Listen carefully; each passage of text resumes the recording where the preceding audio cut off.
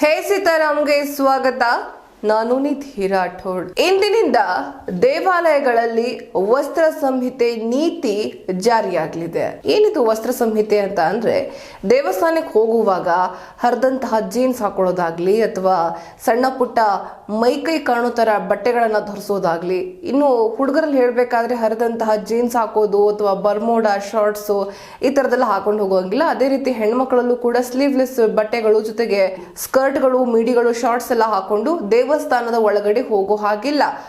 ಒಂದು ವೇಳೆ ಆ ರೀತಿ ದೇವಸ್ಥಾನಕ್ಕೆ ಹೋದ್ವಿ ಅಂತ ಆದ್ರೆ ಅಲ್ಲಿಂದಾನೆ ಅಂದ್ರೆ ಪ್ರವೇಶ ದ್ವಾರದಿಂದಾನೇ ಅವರನ್ನ ವಾಪಸ್ ಕಳುಹಿಸಿ ಮೈತುಂಬ ಬಟ್ಟೆ ಹಾಕೊಂಡ್ ಬನ್ನಿ ಅಂತ ಹೇಳಿ ವಾಪಸ್ ಅಟ್ಟುವಂತಹ ಕೆಲಸವನ್ನ ಇಂದಿನಿಂದ ಮಾಡಲಾಗುತ್ತೆ. ಇಂದು ಮಧ್ಯಾಹ್ನ 12 ಗಂಟೆಯಿಂದಲೇ ಈ ವಸ್ತ್ರ ಸಂಹಿತೆ ನೀತಿ ಜಾರಿಯಾಗಲಿದೆ. ಕೇವಲ ಭಾರತೀಯ ಉಡುಪುಗಳನ್ನ ಅಥವಾ ಮೈತುಂಬ ಬಟ್ಟೆ ಹಾಕೊಂಡ್ ಬಂದ್ರೆ ಮಾತ್ರ ದೇವಸ್ಥಾನದ ಒಳಗಡೆ ಪ್ರವೇಶ ಮಾಡೋದಕ್ಕೆ ಅವಕಾಶ ಇರುತ್ತೆ ಅನ್ನುವಂತಹ ನೀತಿಯನ್ನ ಇಂದಿನಿಂದ ಜಾರಿ ಮಾಡಲಾಗ್ತಾ ಇದೆ. ಬನ್ನಿ ಹಾಗಾದ್ರೆ ಈ ಬಗ್ಗೆ ಹೆಚ್ಚಿನ ಮಾಹಿತಿಯನ್ನ ಪಡೆದುಕೊಳ್ಳೋಣ. ಈ ರಿಪೋರ್ಟ್ ನಲ್ಲಿ ಯಾವೆಲ್ಲ ರೀತಿ ಚರ್ಚೆಗಳು ನಡೆದವು, ಯಾರೆಲ್ಲ ಸಹಯೋಗದಲ್ಲಿ ಚರ್ಚೆಗಳಾದವು, ಸರ್ಕಾರ ಇದ್ರ ಬಗ್ಗೆ ಏನ್ ಹೇಳುತ್ತೆ ನೋಡೋಣ. ಇಂದಿನಿಂದ ರಾಜಧಾನಿಯ ದೇವಾಲಯಗಳಲ್ಲಿ ಅಧಿಕೃತವಾಗಿ ವಸ್ತ್ರ ಸಂಹಿತೆ ಜಾರಿಯಾಗುತ್ತಿದೆ. ದೇವಸ್ಥಾನಗಳಲ್ಲಿ ವಸ್ತ್ರ ಸಂಹಿತೆ ಕುರಿತು ಕರ್ನಾಟಕ ದೇವಸ್ಥಾನದ ಮಠ, ಧಾರ್ಮಿಕ ಸಂಸ್ಥೆಗಳು ಮತ್ತು ಮಹಾಸಂಘ ಇಂದಿನಿಂದ ಅಭಿಯಾನ ನಡೆಸಲಿದೆ. ಇಂದು ಮಧ್ಯಾಹ್ನ 12 ಗಂಟೆಗೆ ವಸಂತನಗರದ ಶ್ರೀ ಲಕ್ಷ್ಮೀ ವೆಂಕಟರಮಣ ದೇವಾಲಯದಲ್ಲಿ ವಸ್ತ್ರ ಸಂಹಿತೆ ಬೋರ್ಡ್ ಹಾಕುವ ಅಭಿಯಾನಕ್ಕೆ ಚಾಲನೆ ದೊರೆಯಲಿದೆ. ದೇಗುಲಗಳಿಗೆ ಅರೆಬರೆ ಬಟ್ಟೆ ಧರಿಸಿ ಬರುವವರಿಗೆ ಪ್ರವೇಶ ನಿರಾಕರಿಸಲಾಗುತ್ತದೆ. ಇನ್ನು ಭಾರತೀಯ ಉಡುಪು ಧರಿಸಿ ಬರುವವರಿಗೆ ಮಾತ್ರ ದೇವಾಲಯದ ಒಳಗಡೆ ದರ್ಶನಕ್ಕೆ ಅನುಮತಿ ನೀಡಲಾಗುತ್ತದೆ. ಅರೆಬರೆ ಬಟ್ಟೆ ಧರಿಸಿ ಬರುವವರಿಗೆ ದರ್ಶನಕ್ಕೆ ಅವಕಾಶ ಇರುವುದಿಲ್ಲ. ಇನ್ನು ಕರ್ನಾಟಕ ದೇವಸ್ಥಾನ ಮಹಾಸಂಘ ದೇಗುಲಗಳ ಮುಂದೆ ಬೋರ್ಡ್ ಹಾಕಲಿದೆ. ದೇವಾಲಯದ ಒಳಗೆ ವಸ್ತ್ರ ಸಂಹಿತೆ ಪಾಲಿಸುವಂತೆ, ವಿದೇಶಿ ವಸ್ತ್ರಗಳು ಹಾಗೂ ತುಂಡು ಉಡುಪುಗಳನ್ನ ಧರಿಸದೆ ದೇವಾಲಯದ ಒಳಗೆ ಬರುವಂತೆ ಕಂಡೀಷನ್ ಹಾಕಲಾಗ್ತಾ ಇದೆ.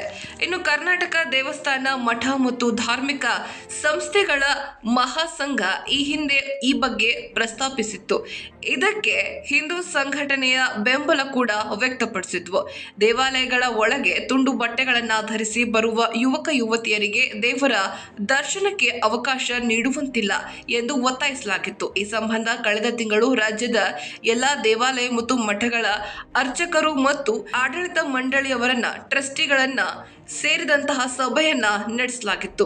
ಈ ಸಭೆಯಲ್ಲಿ ರಾಜ್ಯದ ಎಲ್ಲ ಅರ್ಚಕರು ಹಾಗೂ ಟ್ರಸ್ಟಿಗಳು ಜನವರಿಯಿಂದ ಈ ನಿಯಮವನ್ನ ಜಾರಿ ಮಾಡುವಂತೆ ತೀರ್ಮಾನ ತೆಗೆದುಕೊಂಡಿದ್ದರು. ಹೀಗಾಗಿ ಇಂದಿನಿಂದ ಬೆಂಗಳೂರಿನ ರಾಜ್ಯದ ಎಲ್ಲಾ ದೇವಾಲಯಗಳಲ್ಲಿ ವಸ್ತ್ರ ಸಂಹಿತೆ ಜಾರಿಯಾಗಿದೆ.